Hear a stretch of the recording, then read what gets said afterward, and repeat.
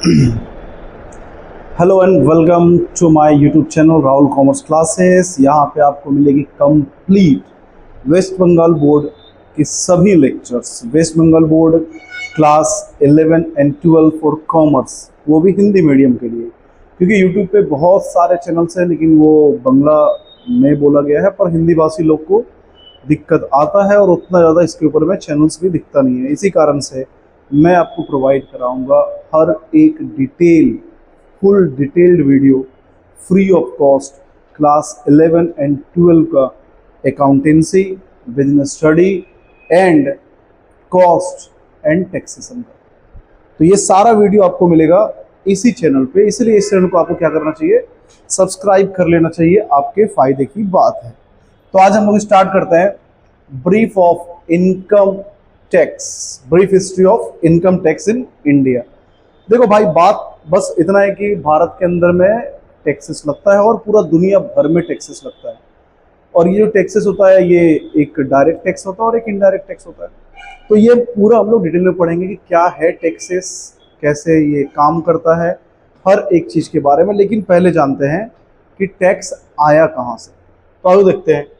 हम लोग भारत के अंदर में ना, ये अभी से स्टार्ट नहीं है कि अभी टैक्स हम लोग सुनते हैं इंस्टाग्राम पे कि गवर्नमेंट टैक्स ले रहा है, गवर्नमेंट टैक्स ले रहा है, लेकिन ये टैक्स अभी से नहीं है, ये एंशियंट टाइम से ही चला आ रहा है।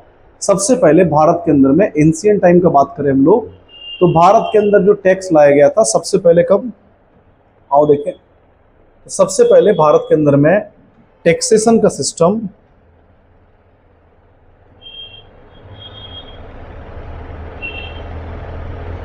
एंशियंट पीरियड से ही है। कब? तो बोलता है कि टैक्सेशन जो है ना, कौटिल्य जो अर्थशास्त्र के सबसे बड़े जनक बोले जाते हैं, कि अर्थशास्त्र जो है कौन लिखे हैं, कौटिल्य लिखे हैं।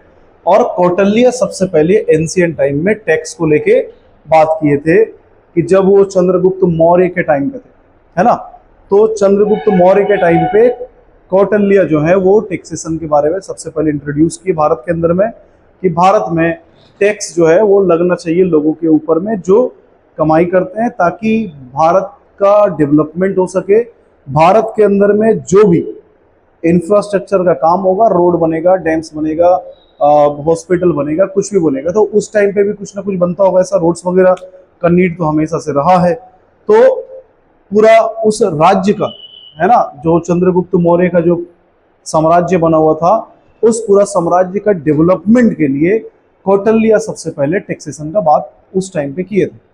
उसके बाद तो ये है क्या, इसके अंदर में जो किंग थे ना, उनको एक ऑथोरिटी मिला था कि आप टैक्स कलेक्ट कीजिए। किस चीज के लिए? Welfare and security of the people, है ना। वेलफेयर एंड सिक्योरिटी मतलब कि जो भी उस राज्य, उस साम्राज्य के अंदर में लोग रहते थे, उनका वेलफेयर के लिए, उनका अच्छा डेवलपमेंट के लिए टैक्स का कलेक्शन करना है और सोसाइटी को ही उसको प्रोवाइड करना है। फिर taxes were levied on agricultural produce, trade and professions. उस टाइम पे जो आदमी खेती करता था उससे कमाया, सरकार बोलता था भाई तुम खेती करके कुछ कमाया। तो जो गरीब, जिनके पास खेत नहीं है, जो खेती नहीं कर पा रहे हैं और जिनके पास खाने के लिए कुछ ढंग से नहीं है, उन लोगों को कैसे जिंदगी चलाया जाएगा उन लोगों का। तो इसके लिए तुमको थोड़ा सा टैक्स देना चाहिए। कुछ लोग जो ट्रेड करते थे और कुछ लोग जो प्रोफेशंस में जुड़े हुए थे, तो सभी से टैक्स लिया जाता है। तो कौटिल्य का कहना था कि taxes were to be collected like a bee collecting honey, neither hurting the flower not taking too much. अब कभी तुम देखना, कौटिल्य का ये लाइन तुमको याद रखना है। क्यों? क्योंकि तुम्हारा एमसीक्यू है और एमसीक्यू में ये लाइन जो है तुम्हारा आ सकता है। तो देखो, कौटिल्य का क्या कहना था कि टैक्स जो है ना, कैसे कलेक्ट करना चाहिए लोग से, मधुमक्खी की तरह। मधुमक्खी क्या करता है, फूल के ऊपर में मधुमक्खी बैठता है, वहां से अपना वो शहद लेता है और चला जाता है, बिना उस फूल को नुकसान पहुंचाए। ना तो फूल हर्ट होता है और ना ही फूल में सारा का सारा जो मधु है वो खत्म हो जाता है। तो फूल के अंदर में जो रस है वो भी उसमें रह जाता है और मधुमक्खी भी अपना पेट भर के चला जाता है। तो टैक्स भी इसी ढंग से कलेक्ट करना चाहिए। जैसे आज के दौर में जो टैक्स का सिस्टम है, इसके अंदर में लोग कमाता जितना है, टैक्स पे टैक्स दिया जाता है। तो यहाँ पे आज का वक्त जो है ना, टैक्स लोगों को हर्ट कर रहा है, टैक्स जो है वो लोगों को हर्ट कर रहा है, परेशान कर रहा है कि इतना ज्यादा टैक्सेस क्यों दे, लोग परेशान हो गए इस चीज से। लेकिन उस टाइम पे कौटिल्य का कहना था कि टैक्स जो लेना है वो कैसे लेना है, हनी की तरह, मधुमक्खी की तरह लेना है। जैसे वो हनी कलेक्ट करता है फूल से, ना तो वो फूल को नुकसान पहुंचाता है और ना ही वो फूल से बहुत ज्यादा कुछ लेके जाता है। ये कब का बात है, तो अर्थशास्त्र जो लिखा गया था वो 327 बीसी में लिखा गया था, तो उसी टाइम पे ये सब बोला गया। अब जो है चला गया वो लोग, फिर बीच में मुगल आया, अलग अलग बहुत सारे लोग भारत के ऊपर में राज किया और हर तरीका से कोई ना कोई टैक्सेस लेता चला गया, है ना। जैसे जजिया उस टाइम पे देना पड़ता था कि अगर तुम नॉन मुस्लिम है तो तुमको जजिया देना पड़ेगा, मतलब एक टैक्स था। उसके बाद फिर रोड पे चलने के लिए टैक्स देना पड़ता था। तो कई सारा टैक्स लगाया गया अलग अलग वक्त में। लेकिन फिर से आया ब्रिटिश पीरियड, और माना जाता है कि भारत में जब ब्रिटिश पीरियड आया तो रूल एंड रेगुलेशन जो है ना वो काफी ज्यादा अच्छा हो गया, क्योंकि ब्रिटिशर्स लोग जो था अपना ब्रिटेन के अंदर में काफी अच्छा रूल्स रेगुलेशंस के साथ चला करता था, लॉ बनाया करता था। तब क्योंकि वो भारत के अंदर में राज कर रहा था, तो वहां पे अगर कोई रूल बनता था तो उसके अकॉर्डिंग भारत में भी लॉ बनाया जाता था। तो यहाँ भी वही था। तो the modern system of taxation was introduced in India by the British. आज जो चल रहा है ना टैक्सेशन का सिस्टम, वो ब्रिटिश ही लेके आया था। पहला इनकम टैक्स जो भारत के अंदर में आया वो इंट्रोड्यूस हुआ था कब, 1960 बाय सर जेम्स विलियम्स। इसको भी याद रखना, 1860 ईस्वी और सर जेम्स विल्सन, ये दोनों नाम तुमको याद रखना है, कारण कि ये एमसीक्यू में पूछा जा सकता है। कब हुआ, तो जब फाइनेंशियल क्राइसिस आया 1857 की क्रांति के बाद। भारत में जब भारतीय लोग अंग्रेजों के खिलाफ विद्रोह कर दिए 1857 की क्रांति में, तो अंग्रेज का काफी नुकसान हुआ। उस नुकसान का भरपाई अंग्रेज कैसे किया, तो 1860 ईस्वी में भारत के अंदर में पहला बार इनकम टैक्स लाया गया। किसके द्वारा, तो सर जेम्स विल्सन के द्वारा। The act levied tax on income derived from property, profession, trade and employment. तो तुम कुछ भी कर रहा है, तुम्हारा प्रॉपर्टी है, प्रॉपर्टी टैक्स दे दो। तुम कमाई कर रहा है किसी चीज से ट्रेड करके, टैक्स दे दो। किसी प्रोफेशन से जुड़ा हुआ है, टैक्स दे दो। एग्रीकल्चर में जुड़ा हुआ है, टैक्स दे दो। तो हर एक चीज पे टैक्स लगाना शुरू हो गया था, ठीक है। वेरियस अमेंडमेंट्स, वक्त के साथ में अमेंडमेंट आता है। अमेंडमेंट क्या चीज है, तो बदलाव, ठीक है। अब सोचो कि 1860 ईस्वी में जो टैक्स का सिस्टम आया होगा, क्या 1860 ईस्वी का जो कमाई का तरीका था वही क्या आज भी है, नहीं है। तो इसी कारण से वक्त वक्त पे क्या होता है कि टैक्स सिस्टम के अंदर में कुछ बदलाव किया जाता है, और ये बदलाव को हम लोग बोलते हैं अमेंडमेंट, ठीक है। मतलब एक्ट वही है पर उसमें क्या होता है, बदलाव करके उसको अमेंड किया जाता है। तब भी वो इनकम टैक्स था, अब भी वो इनकम टैक्स है, लेकिन क्या हो गया, इस साल में उसमें ड्रास्टिक चेंजेस आए, मतलब बहुत ज्यादा बदलाव आता है। तो उसको हम लोग एक्ट को अपना ईयर भी चेंज कर लेते हैं। जैसे सबसे पहले जो भारत में इंडियन इनकम टैक्स आया वो कब आया, 1922 ईस्वी में। इसको भी तुमको याद रखना है कि 1922 ईस्वी में भारत में पहला इंडियन इनकम टैक्स आया, ठीक है। 1922 के आसपास में भारत में आया इनकम टैक्स 1922 में, और ये पहला comprehensive law on income tax था। इसके अंदर में बहुत ज्यादा रूल्स एंड रेगुलेशंस लिखा हुआ नहीं था, पूरा लॉ पढ़ाया नहीं गया था, लेकिन जो 1922 में आया उसके अंदर में बहुत डिटेल में, बहुत बहुत बहुत डिटेल के अंदर में लॉ लिखा गया, ठीक है। और ये जो 1922 वाला है कब तक चला, लगभग 40 साल तक चला, ठीक है। मतलब 1922 से बीच में 1947 आया होगा। इस 1947 में भारत आजाद हो गया, लेकिन तब भी वही 1922 वाला एक्ट चल रहा था। तो भारत आजाद होने के बाद अब इनकम टैक्स का क्या हुआ, तो देखो पोस्ट इंडिपेंडेंस का बात करें हम लोग, तो पोस्ट इंडिपेंडेंस में 1922 वाला एक्ट जो है ना चलता रहा चलता रहा चलता रहा, लेकिन फाइनली 1961 में जाके 1922 से 1961 में जाके नया एक्ट लाया गया, भारत आजाद होने के बाद पहला भारत का इनकम टैक्स, ठीक है। अब ये जो भारत का इनकम टैक्स आया 1961 में आया, लेकिन याद रखना केम इनटू इफेक्ट फ्रॉम 1 अप्रैल 1962। ये भी तुम्हारा एमसीक्यू में पूछा जाएगा, तो तुम लोग इसको नोट करते रहो साथ साथ में कि एमसीक्यू के लायक क्या क्या है। जितना भी डेट्स बोले वो एमसीक्यू में याद रखना है। क्या क्या डेट बोले तुम याद रखो। अर्थशास्त्र 327 बीसी, ठीक है। और ये वाला लाइन हम लोग बोले थे, टैक्स क्यों लिया जाता था उस टाइम पे, वेलफेयर सोसाइटी के लिए और सिक्योरिटी के लिए। उसके बाद 1860 में लाया गया था सर जेम्स विल्सन के द्वारा। कब, किस चीज के लिए, तो फाइनेंशियल क्राइसिस जो हुआ था 1857 का क्रांति में, उसके लिए। फिर अमेंडमेंट आया और नया एक्ट आया, पहला इंडियन इनकम टैक्स तुमसे पूछेगा ना, याद रखना, बोलेगा कि पहला इंडियन इनकम टैक्स कब आया, तो तुम ये मत सोच लेना कि भारत आजाद होने के बाद वाला डेट लिखना है। पहला इंडियन इनकम टैक्स 1922 में आया था। भारत आजाद होने के बाद अगर पूछा जाए कि भारत आजाद होने के बाद पहला इनकम टैक्स कब आया, तो 1961 में आया।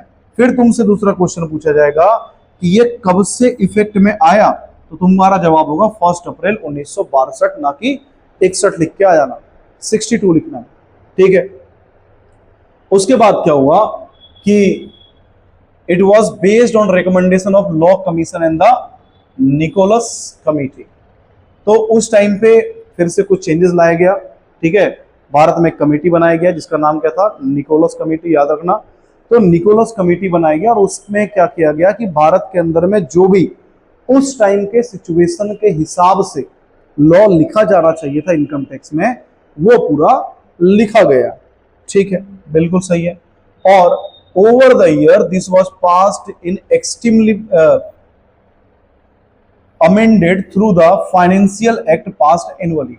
हर साल में क्या होता है, इसमें कुछ बदलाव आता है, क्योंकि 1962 से जब ये चलना स्टार्ट हुआ तो हर साल क्या हुआ, कुछ ना कुछ तो सिचुएशन चेंज होता है ना, हर साल कुछ ना कुछ सिचुएशन चेंज होता है, नया बिजनेस का तरीका जुड़ता है, तो इसके कारण से हर साल कुछ ना कुछ बदलाव आता है। और ये बदलाव आते आते फाइनली इसी साल 2025 में, इसी साल 2025 में भारत का नया इनकम टैक्स आ गया है ना, ठीक है। तो आ चुका है, ठीक है, आ चुका है इनकम टैक्स कोड 2025, पर सरकार इसका अब नाम भी बदल दिया है, तो इसका नाम हम रख दिया है इनकम टैक्स एक्ट 2025, ठीक है। अभी 2-4 दिन पहले का बात है, 22 या 23 अगस्त को गवर्नमेंट का इस पे अप्रूवल मिल गया। लेकिन आज अप्रूवल मिला, क्या बात हो रहा है कि एक्ट कब पास हो गया, इस बार वाला 2025 में, पर ये लागू कब हुआ, केम इनटू इफेक्ट कब होगा, तो 1 अप्रैल 2026। वही उस टाइम भी होगा, 1961 वाला में ऐसा ही हुआ होगा, 1961 में लॉ लाया होगा, लेकिन नया फाइनेंशियल ईयर से ही उसको क्या किया जाता है, इफेक्ट में लाया जाता है। इसीलिए वो भी 1 अप्रैल 1962 था, और ये केम इनटू इफेक्ट कब आएगा, तो 1 अप्रैल 2026 से। क्या ये एग्जाम में आ सकता है, जवाब है नहीं, आने का चांस कम है, बस जनरल नॉलेज के लिए कि हाँ अब भारत के अंदर में नया इनकम टैक्स आ चुका है, जो जिसका नाम क्या है, इनकम टैक्स एक्ट 2025। अब आते हैं हम लोग कब कब क्या क्या घटना घटा है, हम पूरा इसका एक समरी तुमको बना के दे दिए हैं। तो एंशियंट पीरियड में जब 327 बीसी है ना, अब देखो एंशियंट पीरियड का मनुस्मृति जब लिखा गया था ना, हिंदू लोग का जो पुराण वगैरह उसमें मनुस्मृति है, और उस मनुस्मृति के अंदर में भी इनकम टैक्स के बारे में बात किया गया है। मतलब सोचो टैक्स का सिस्टम कितना पुराना है, चंद्रगुप्त मौर्य से भी पहले का पुराना का बात है, क्योंकि मनुस्मृति में ही ये चीज लिख दिया गया था कि मनुष्य जो है वो कैसे अपना जिंदगी चलाएगा, उसके अंदर भी इनकम टैक्स का बारे में बात किया गया था। 1860 ईस्वी में पहला भारत के अंदर में इनकम टैक्स आया था, first income tax act by British, जिसका नाम क्या था, सर जेम्स विल्सन। 1912 में क्या आया, इनकम टैक्स आया, और ये क्या था, फर्स्ट इंडियन इनकम टैक्स बोले गए। फिर 1961 में क्या हो गया, नया एक्ट आया, पास हुआ, लेकिन वो केम इनटू इफेक्ट में कब आया, तो 1962 के अंदर आया। ये सब याद रखना है। अब भारत के अंदर हम लोग टैक्स स्ट्रक्चर का बात करें तो यहाँ पे India follows a 3 tyre federal structure consisting of the union government, state government and local body. तो एक कहाँ बैठा हुआ है, सेंट्रल में लोग बैठा हुआ है, एक स्टेट में लोग बैठा हुआ है, और एक म्युनिसिपैलिटी में बैठा हुआ है। तो 3 टायर में चलता है भारत का व्यवस्था। अब ये भारत का व्यवस्था अगर 3 टायर में चल रहा है, तो हर एक जगह पे तो चलाना पड़ेगा। केंद्र सरकार को हाईवे बनाना पड़ेगा, राज्य सरकार को जो अपना गली मोहल्ला का जो भी क्या बोलते हैं रोड्स है वो बनाना पड़ेगा। राज्य के अंदर में जैसे हम लोग बात करें बंगाल के अंदर में, तो बंगाल के अंदर में अगर जो डेवलपमेंट स्टेट गवर्नमेंट के द्वारा किया जाएगा उसके ऊपर में पैसा खर्चा कौन करेगा? State government. तो उसको पैसा कहाँ से मिलेगा? इसी टैक्स से मिलेगा। इसीलिए कुछ टैक्स ऐसा होता है जो सेंट्रल को भी मिलता है, कुछ टैक्स ऐसा होता है जो स्टेट को भी मिलता है, और कुछ टैक्स ऐसा भी होता है जो लोकल बॉडीज यानी कि म्युनिसिपैलिटी को हम लोग जमा देते हैं। जैसे तुम आज वाटर टैक्स भरता होगा, ठीक है, किसको जाता है? वो म्युनिसिपैलिटी को जाता है। तुम क्या बोलते हैं अपना प्रॉपर्टी का टैक्स भरता होगा, वो किसको जाता है? म्युनिसिपैलिटी को जाता है। तो म्युनिसिपैलिटी या फिर वहां पे जो पंचायत है गांव साइड का उसमें जाता है, ठीक है। तो म्युनिसिपैलिटी या पंचायत यानी कि ये क्या हो गया? लोकल बॉडीज का बात कर रहा है। टैक्स सिस्टम को डिवाइड किया गया है दो भाग में, एक को बोला गया है डायरेक्ट टैक्स और दूसरा को बोला गया है इनडायरेक्ट टैक्स। मतलब भारत के अंदर में दो तरीका का टैक्स चलता है, एक को बोलते हैं हम लोग डायरेक्ट टैक्स और एक को हम लोग बोलते हैं क्या? Indirect tax. अब ये डायरेक्ट टैक्स क्या है? तो डायरेक्ट टैक्स एक ऐसा टैक्स है जो डायरेक्टली हम या तुम जो भी इनकम कमाएगा वो खुद से जाके सरकार को देगा, खुद से। अगर हम पैसा कमा रहे हैं तो टैक्स कौन भरेगा? हम ही भरेंगे, ठीक है। हम पैसा कमा रहे हैं तो टैक्स कौन भरेगा? हम ही भरेंगे टैक्स। इसीलिए इसको क्या बोला गया? Direct tax. लेकिन इनडायरेक्ट टैक्स क्या है? इनडायरेक्ट टैक्स वैसा टैक्स है जो हम पैसा देते तो है टैक्स का, पर डायरेक्टली गवर्नमेंट को नहीं देते हैं, वो कहीं ना कहीं से गवर्नमेंट तक पहुंचता है। तुम गए एक चॉकलेट खरीद लिए, उस चॉकलेट पे भी क्या लगता है? इनडायरेक्ट टैक्स लगता है। तो क्या तुम उस चॉकलेट में जो इनडायरेक्ट टैक्स लगा है क्या उसको जाके तुम सरकार को दे रहे हो? जवाब है नहीं। तो इसलिए हम लोग क्या किए? पूरा पैसा दे दिए दुकानदार को, दुकानदार अपना होलसेलर को, होलसेलर अपना रिटेलर को, रिटेलर अपना मैन्युफैक्चरर को, सॉरी होलसेलर अपना मैन्युफैक्चरर को, और इस तरह से हर एक लोग एक दूसरे को पैसा दे रहा है। तो फाइनली एक बार जाके सरकार के पास इनडायरेक्ट टैक्स का पेमेंट होगा। जो जो लोग इनडायरेक्ट टैक्स यानी कि जीएसटी के अंदर में रजिस्टर्ड होगा वही पे करेगा, कंज्यूमर पे डायरेक्टली नहीं कर सकता है, ठीक है। इसलिए उसका नाम क्या पड़ गया? Indirect tax. अब बोला गया है डायरेक्ट टैक्स जो होता है ना, लिवाइड डायरेक्टली ऑन इंडिविजुअल और ऑर्गेनाइजेशन। इंडिविजुअल कौन था? अभी बोले ना हम। तो एक इंसान अगर हो तो ये हो गया इंडिविजुअल, एक organisation, company, Reliance industry, Tata company, तो ये लोग क्या करता है? टैक्स तो सरकार को दे रहा है ना, ये लोग भी प्रॉफिट कमा रहा है, टैक्स दे रहा है। तुम एक बिजनेस कर रहा है उसका टैक्स दे रहा है, तो बिजनेस हो गया तो क्या हो गया? ऑर्गेनाइजेशन। और एक अकेला इंसान अगर दे रहा तो वो हो गया individual. Directly paid directly to the government, हम लोग डायरेक्टली जाके गवर्नमेंट को पे करते हैं। और कलेक्ट कौन करता है? ये भी तुम याद रखना, ये भी एमसीक्यू में पूछा जाएगा। कलेक्ट कौन करता है? तो central board of direct tax, जिसको हम लोग क्या बोलते हैं? सीबीडीटी। इसका फुल फॉर्म याद रखना, CBDT, central board of direct tax, है ना। तो central board of direct tax को जाके हम लोग टैक्स का पेमेंट करते हैं। ऐसा थोड़ी है कि टैक्स जाकर हम लोग डाल दिए, मोदी जी को दे दिए, लीजिए मोदी जी मेरा टैक्स का पैसा, ऐसा नहीं होता। उसका एक बॉडी बना हुआ है, उस बॉडी का नाम क्या है? Central board of direct tax, ठीक है। याद रखना इसको भी, ये भी एमसीक्यू में पूछा जाएगा। कुछ एग्जाम्पल लेते हैं। एग्जाम्पल के अंदर में सबसे पहला आता है इनकम टैक्स। इनकम टैक्स कौन देता है? एक इंडिविजुअल, एक एचयूएफ, फर्म, कंपनी, ये लोग क्या देता है? इनकम टैक्स, जो भी पैसा कमाया उसके ऊपर में। फिर एक होता है कॉर्पोरेट टैक्स। कॉर्पोरेट टैक्स क्या होता है? तो कॉर्पोरेट टैक्स जो होता है वो सिर्फ किसके ऊपर मिलता है? कंपनी। कंपनी का जो नेट प्रॉफिट आता है ना, कंपनी जितना भी पैसा कमाया उसका जो नेट प्रॉफिट आया इसमें वो लोग क्या करेगा? टैक्स को माइनस करेगा, तब उसका आएगा नेट प्रॉफिट आफ्टर टैक्स आएगा, ठीक है। और इसको वो लोग बांट सकता है। लेकिन जो नेट प्रॉफिट आया उसके ऊपर में अगर वो टैक्स पे कर रहा है तो इस टाइप का टैक्स को हम लोग क्या बोलते हैं? कॉर्पोरेट टैक्स, ठीक है। एक आता है capital gain tax. Capital gain tax क्या है? तो मेरे पास समझ लो एक लैंड का टुकड़ा था, जमीन था, है ना। ये जमीन हम परचेस किए थे 10 लाख रुपया में, ठीक है। अब इस जमीन को हम बेच रहे हैं, बेचने के लिए गए तो 15 लाख का हो गया मेरा सेल, तो प्रॉफिट कितना हो गया? 5 लाख। इसमें इन्फ्लेशन को एडजस्ट किया जाता है, वो तुम लोग सेमेस्टर 4 में जाके पढ़ोगे, अभी नहीं। तो अभी सिंपल समझो 10 लाख का चीज हम लोग कितने बेच दिए? 15 लाख में। तो 5 लाख पे टैक्स का पेमेंट करना पड़ेगा। इसको बोलते हैं हम लोग कैपिटल गेन। लैंड क्या था मेरा, कैपिटल था, एसेट था। तो एसेट को बेचने से अगर इनकम हो और उस इनकम के ऊपर में टैक्स अगर भरते हैं तो इसको हम लोग बोलते हैं कैपिटल गेन टैक्स। याद रहेगा, कैपिटल गेन टैक्स। एक आता है सिक्योरिटी ट्रांजैक्शन टैक्स, जो हम लोग शेयर्स बेचते हैं, है ना, म्यूचुअल फंड बेचते हैं, तो इस पे भी क्या करता है, सरकार टैक्स लेता है।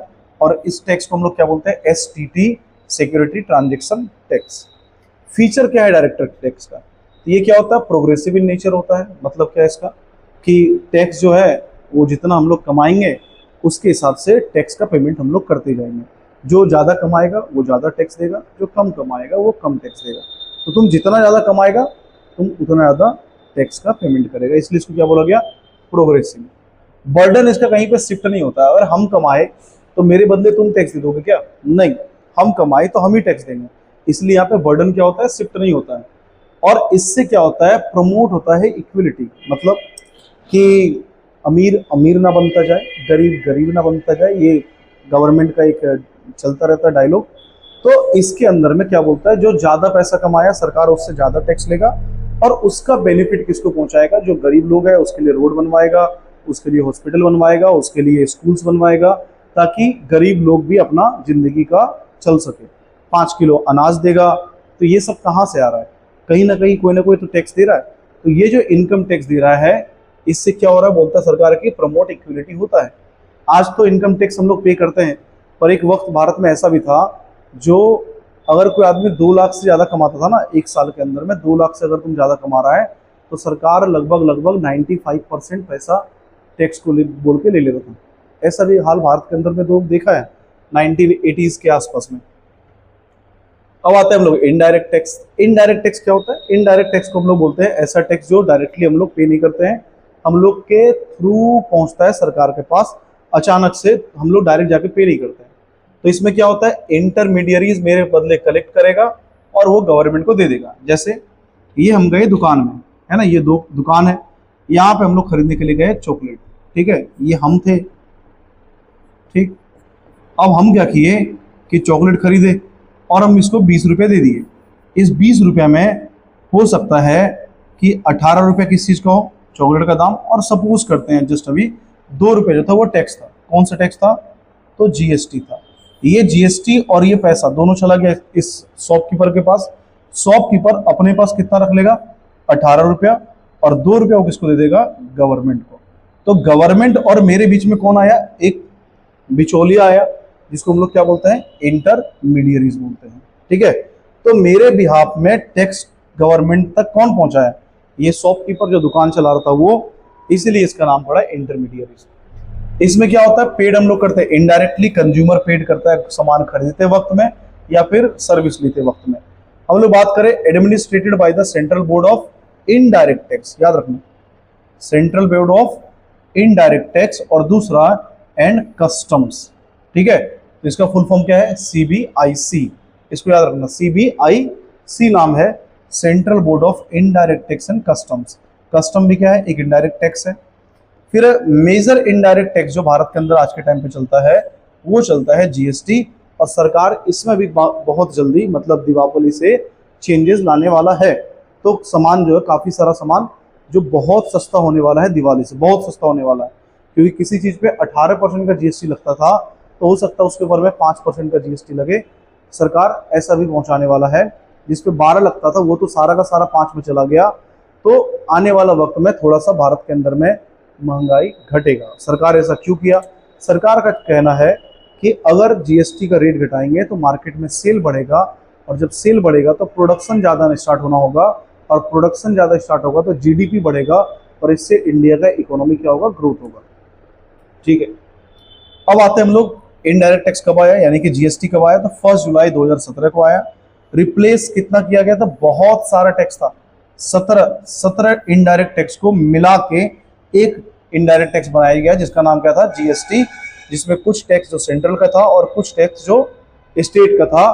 तुम लोग जब अकाउंट्स के अंदर में GST का जर्नल एंट्री दिखता होगा, उसके अंदर भी ये चीज तुम पढ़ा होगा कि 17 अलग अलग टैक्सेस को सबस्यूम्ड करके ये बनाया गया है।